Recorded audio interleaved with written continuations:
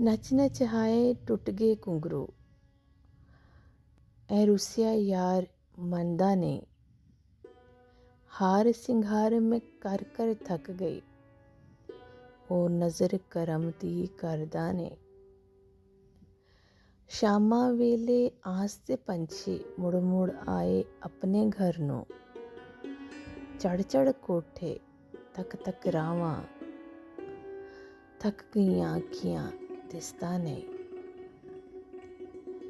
ਹਾਲ ਫਕੀਰਾਂ ਗੜੜੀ ਲੀਰਾਂ, ਫਟ ਕੰਡਿਆਂ ਦੇ ਨਾਲ ਮਸੀੜਾ, ਜਿਸ ਦੇ ਕੀਤੇ ਜੋਗੀ ਹੋ ਗਏ, ਮਰ ਕੇ ਵੀ ਉਹ ਭੁੱਲਦਾ ਨਹੀਂ। ਸੌ ਸੌ ਤਰਲੇ ਤੇਰੇ ਪਾਵਾਂ, ਦੱਸ ਮੈਂ ਕਿਵੇਂ ਤੈਨੂੰ ਮਨਾਵਾਂ। ਜਗ ਦੇ ਹਾਸੇ ਮਾਰ ਗਏ ਨੇ, ਰਮਜ਼ੋ ਦਿਲ ਦੀ ਦੱਸਦਾ ਨਹੀਂ।